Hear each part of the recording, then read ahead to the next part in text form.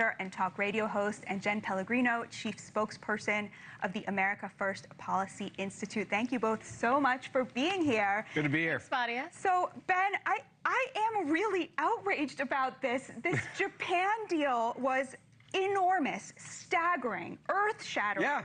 Under any other administration, this would be all we are talking about. He is the only person who could have pulled it off, and yet instead we're talking about Obama being a traitor. Help me understand it. You can do two things at once. You can be an amazing president and get things done, and you can also look at the fact that you have reports that were literally changed out to change what was said in the record by corrupt individuals in the government that went as high as the President of the United States of America. How do you not talk about this? I mean, I go back to Watergate, and I'm like, Watergate looks like a junior high stunt right now compared to what we heard today from the Director of National Intelligence. And what I love about the president is that now the media is complaining that he's gotten so good at doing his job that we can't cover how good he is at his job because he's talking about Barack Obama. Like, that is literally the definition of MAGA.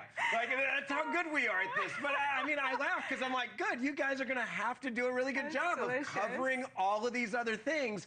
And look, I go back to what was said and what was changed and what was altered by the Obama administration and fabricated. We're talking about fabrication of documents. How do you not talk about that? How do you not cover it? And so if that takes up all the oxygen in the room, that's fine, because the good thing is Donald Trump's still getting all the other things done that he promised for the American people. All right, just very quickly, in one sentence, what is the fabrication? What was the exact fabrication? Number one, that there was some sort of collusion between Russia and Donald Trump in the 2016 elections, and they knew that that never happened, and yet they still put it out there to try to bring down his presidency, to put him in a situation where we had impeachments over an issue that they knew was actually not true and never happened. I want to play you President Obama speaking to this. Let's have that shot. I can assure the public that there was not the kind of tampering with the voting process that was of concern and will continue to be of concern going forward. However, we're going to undermine Donald Trump's entire presidency and label him as some sort of asset to Russia so that he can't get his agenda done, and we will overthrow the will of the American people by having an impeachment. That's what Barack Obama should have said at the end of the day. Okay, thanks. So but that's not new.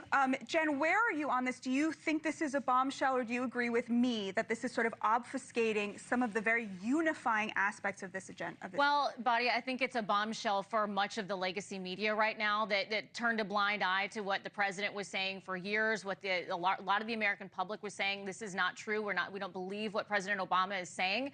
The media there, they heard from Barack Obama, President Obama at the time directly, and they didn't question that. They ran with it. You heard the New York Times, the Washington Post, the Atlantic, among many other outlets and publications running with this story and not asking the right questions. And I have to say, I disagree a little bit with your monologue earlier. This president has not had a tough time taking a victory lap, but what we're speaking about today is something that the American people, especially the base, care very deeply about, that they wanted to hear the transparency here. This administration has been very transparent. They've received that today, and it was just the beginning of many episodes after that to follow, for whether it was Hunter Biden's laptop, other stories that came up where the media said this is not true, and we only found out later, years later, that in fact it was. So they needed to hear this today, and I think it's important that the administration brought attention to it. I mean, what about the fact that this Epstein story really does not seem to be a big deal for actual Republican voters? Something like 90% of them said they don't hold this against the president, they don't take it seriously. Isn't there a huge gap between the commentary of the podcasters and then the voters? I go back to the whole issue with Epstein, and I said this to people at the White House. I just want to see whatever it is. If it's nothing, just let me see it. I have zero faith in our government that in the past they were doing things above board. I don't know what cover-ups there are, but I know what they did lie to us about. A great example of that is Russian collusion, Hunter Biden laptop, every person that was in the deep state saying, oh, this laptop's not real, and this has all the markings of Russian intelligence. Remember that? Yeah, they all signed that. So I don't believe any of them. So if there's not a lot there with Epstein when you redact it, I want to be clear. I want to protect the victims. There were victims. I want to protect their identities. But outside that, I want to see what it is. And if there is not a lot there, And we were misled, by the way, by the government that there was a big deal there. And many of the media said that there was an Epstein list. If it's not there, then show me what there is. I think that's what many conservatives were frustrated with last week. I think it's clear the president's saying, okay, let's just put it out there and see what's there. And let's move on with whatever it is. But I don't trust the government to tell me any story right now, whether it's COVID or Epstein.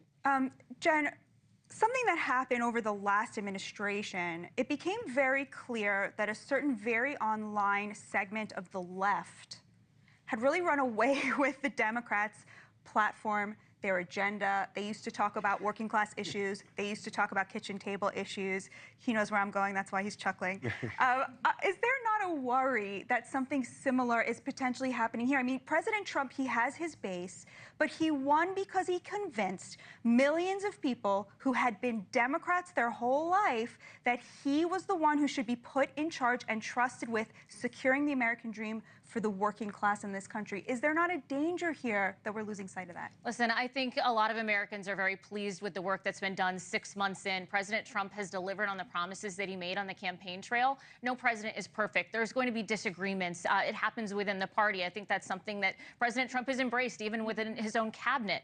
I think there's going to be those concerns. At the same time, I think you look at the base, you look at the administration, among others, in the broader movement of the America First movement, there is concern that this is only the next election away, that this could be taken away. So I think, again, it's important for them to build a momentum, to keep engaging in the issues that the American people cared about, that they elected this president for. And I think they're going to continue down that path. By the way, I never thought I'd say this, but I think Democrats have made it incredibly easy right now for this president. And I never thought I would say that. But when Just you look at New York. When you have New York and you have AOC, and you have people like, yeah, I'm a Marxist. Oh, no, I'm a communist. No, I'm a socialist. Right. And you try to sell that to all of America, it's not a very good look. So, look, I've told Republicans for a long time, keep giving donations to AOC. She's the best thing that ever happened to us.